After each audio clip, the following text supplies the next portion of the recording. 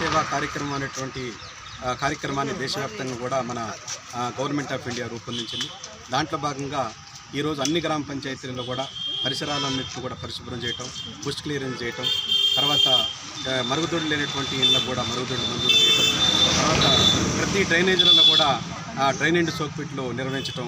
అంటే దీంట్లో ఏంటంటే waste management, liquid waste management రెండు రకాల పద్ధతులను కూడా డిస్పోజ్ చేసే ప్రక్రియల్ని చేపట్టడం జరుగుతుంది.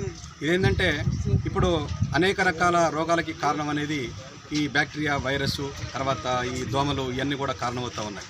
వీటిని నివారించాలంటే మనం నివారణ చర్యల భాగంగా ఈ వేస్ట్ మేనేజ్మెంట్ అనేది చాలా పకడ్బందీగా చేయాలి. అది ఏది మన లిక్విడ్ వేస్ట్ కానీ డ్రై వేస్ట్ కానీ మేనేజ్మెంట్ దాంట్లో భాగంగా ప్రతి గ్రామ పంచాయతీలు కూడా మనం సెగ్రిగేట్ షెడ్ని ఏర్పాటు చేసుకున్నాం. ట్రాక్టర్ ద్వారా ప్రతి ఇంటికి కూడా చెత్తని కలెక్ట్ చేయడం జరుగుతుంది. అదేవిధంగా ప్రతి ఇంటికి కూడా మనం మరుగుదొడ్డిని స్వచ్ఛ భారత్ మిషన్ కింద నిర్మించినాం. అదేవిధంగా సోక్ పిట్ను కూడా నిర్మిస్తున్నాం.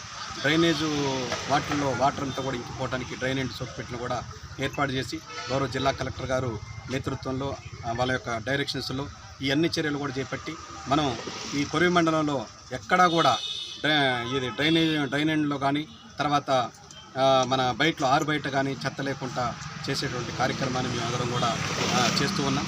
కాబట్టి దీంట్లో ఏంటంటే ఒక ప్రభుత్వ యంత్రాంగమే కాకుండా గ్రామ పంచాయతీ సిబ్బంది, గ్రామ సెక్రటరీలు, తర్వాత ఎంపీడీఓ కాకుండా ప్రజలందరూ కూడా దీన్ని బాధ్యతగా స్వీకరించి వాళ్ళ ఇంట్లో వచ్చేటువంటి వేస్టేజ్ని వాళ్ళు రోడ్డు మీద పడేయకుండా, డ్రైన్లలో పడేయకుండా కేవలం ఈ తడి చెత్తకి, పొడి చెత్తకి సపరేట్గా డస్ట్బిన్లు కూడా గతంలో మనం ఇవ్వటం జరిగింది.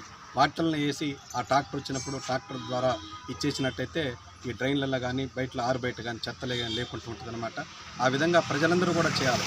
ఇది అభివృద్ధి చెందిన దేశాలలో ఆ క్లీన్లీనెస్ మెయింటైన్ చేస్తారంటే ప్రజలందరూ కూడా దాన్ని ఒక ప్రతిజ్ఞలాగా తీసుకోరు. దాంట్లో భాగంగానే ఈరోజు మనం అన్ని గ్రామ పంచాయతీల్లో కూడా ప్రతిజ్ఞ తీసుకున్నాం.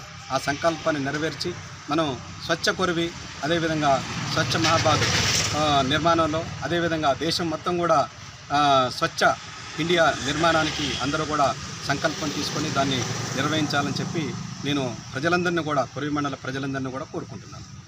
Thank you.